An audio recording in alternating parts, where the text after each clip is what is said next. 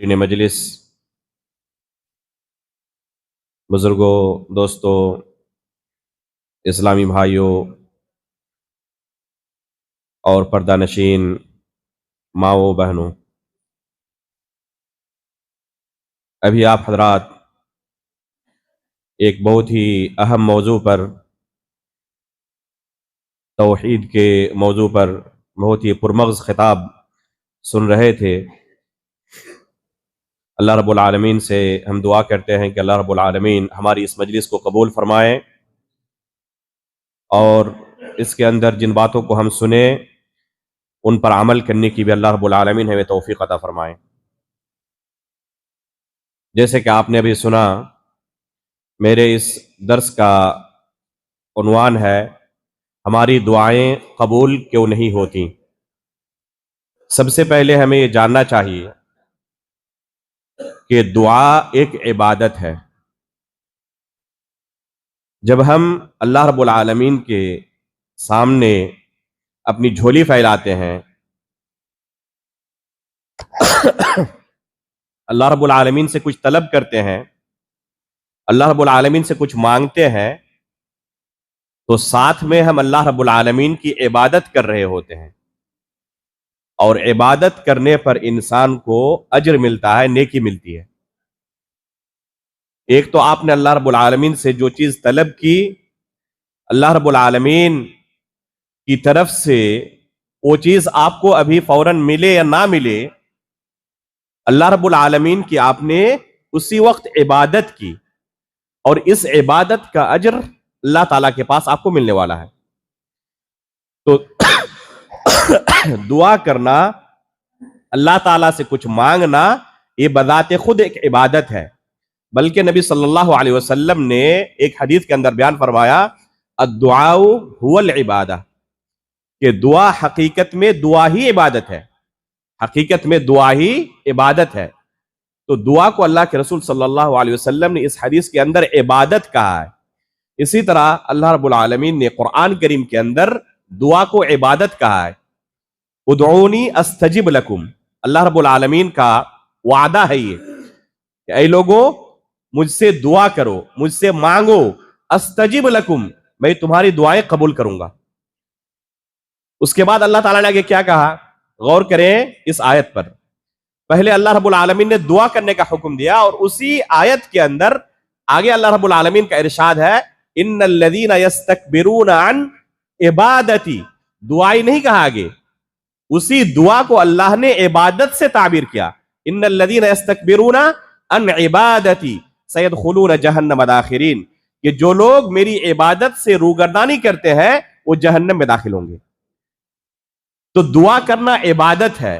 اگر کوئی اللہ تعالیٰ سے دعا نہیں کرتا، اللہ رب العالمین کی عبادت نہیں کرتا، بلکہ اس عبادت میں اللہ کے ساتھ دوسرے کو شریک ٹھہراتا ہے، اللہ کے علاوہ دوسروں سے طلب کرتا ہے، مصیبت کے وقت اللہ تعالیٰ کو نہیں پکارتا، اولاد کی نعمت سے محروم ہے تو اللہ سے طلب نہیں کرتا، بیمار ہے تو شفا اللہ تعالیٰ سے نہیں مانگتا، دوسروں سے حاجت روائی کرتا ہے، تو یہ اللہ رب العالمین کی عبادت میں دوسرے کو شریک ٹھہرانا ہے۔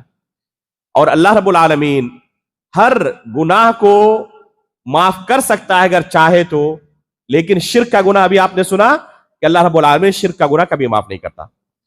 تو دعا ایک عبادت ہے، یہ پہلی چیز۔ دوسری چیز کہ اللہ رب العالمین نے دعا کرنے کا ہمیں حکم دیا ہے، اللہ رب العالمین کے حکم کی تعمیل ہے یہ۔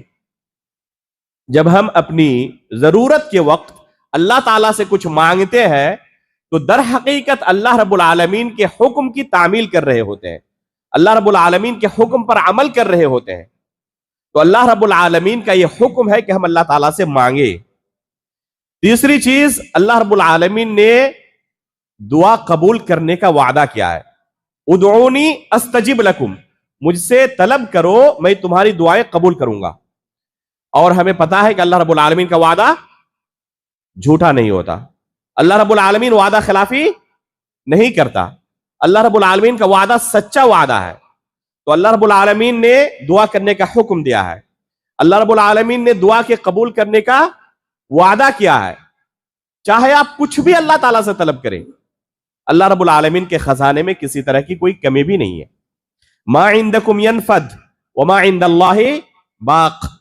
آپ کے پاس، بندوں کے پاس، مخلوق کے پاس جو چیزیں ہیں یہ چیزیں ختم ہو سکتی ہیں. چاہے کوئی کتنا بھی بڑا بادشاہ کیوں نہ ہو، اس سے اگر کوئی چیز طلب کی جائے تو اس کے خزانے کے اندر کمی ہوتی ہے. یہاں تک کہ بڑا سے بڑا بادشاہ بھی بسا اوقات مقروض ہو جاتا ہے. لیکن اللہ رب العالمین کے خزانے کی صفت کیا ہے کہ اللہ رب العالمین کے خزانے میں کوئی کمی نہیں ہوتی. نبی صلی اللہ علیہ وسلم نے ایک حدیث کے اندر اسے سمجھایا ہے کہ اللہ رب العالمین کا خزانہ کتنا وسیع ہے. حدیث قدسی ہے، یعنی نبی صلی اللہ علیہ وسلم نے اللہ رب العالمین سے روایت کیا ہے. ایسی احادیث کو احادیث قدسیہ کہا جاتا ہے. اللہ کے رسول صلی اللہ علیہ وسلم بیان کرتے ہیں، لیکن حقیقت میں اللہ رب العالمین کی طرف سے نقل کر رہے ہوتے ہیں. الفاظ اور معنی احادیث قدسیہ کے اندر راجح قول کے مطابق دونوں اللہ رب العالمین کے ہوتے ہیں. ویسے اللہ کے رسول صلی اللہ علیہ وسلم کی تمام احادیث اللہ رب العالمین کی طرف سے وحی ہوتی ہے. وما ينطق عن الهوى ان هو الا وحی یوحى. ایک اصولی مسئلہ ہے یہ کہ اللہ کے رسول جو کچھ بھی کہتے ہیں وہ اللہ کی طرف سے وحی ہوتی ہے. جس طرح قرآن کریم اللہ کی طرف سے وحی ہے، اسی طرح اللہ کے رسول صلی اللہ علیہ وسلم کی احادیث بھی اللہ کی طرف سے وحی ہے.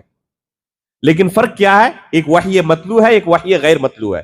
احادیث جو ہے الفاظ اللہ کے رسول کے ہوتے ہیں، اللہ رب العالمین کی طرف سے الفاظ نہیں ہوتے. لیکن جن احادیث کو احادیث قدسیہ کہا جاتا ہے ان میں راجح قول کے مطابق الفاظ بھی اللہ رب العالمین کے ہوتے ہیں. تو یہ حدیث قدسی ہے. الفاظ کیا ہے اس کے؟ یا عبادی لو ان اولکم وآخرکم وانسکم وجنکم قاموا فی صعید واحد. کہ اے میرے بندو، اگر تمہارے پہلے کے لوگ اور بعد میں آنے والے لوگ، یعنی جب سے یہ دنیا بنی ہے اور جب تک قیامت تک جتنے لوگ آئیں گے، انسکم و جنکم، چاہے ان کا تعلق بنی انس سے ہو یا بنی جن سے ہو، وہ انسانوں میں سے ہو یا جنات میں سے ہو، تمام کے تمام لوگ قاموا فی صعید واحد، ایک زمین پر اکٹھے ہو جائیں. اس کے بعد فَسَأَلُونِي فَأَعْطَيْتُ كُلَّ إِنسَانٍ مَسْأَلَتَهُ، یہ تمام کے تمام انس و جن مجھ سے طلب کریں، مجھ سے مانگیں، اپنی اپنی ڈیمانڈ رکھیں. ہر ایک کی ضرورت الگ الگ ہے. کوئی مال چاہتا ہے، کوئی بیماری سے شفا چاہتا ہے، کوئی علم چاہتا ہے، کوئی ڈاکٹر بننا چاہتا ہے، کوئی انجینئر بننا چاہتا ہے، کسی کو تجارت کے تعلق سے اللہ تعالیٰ سے طلب کرنا ہے. جس کو جو چاہیے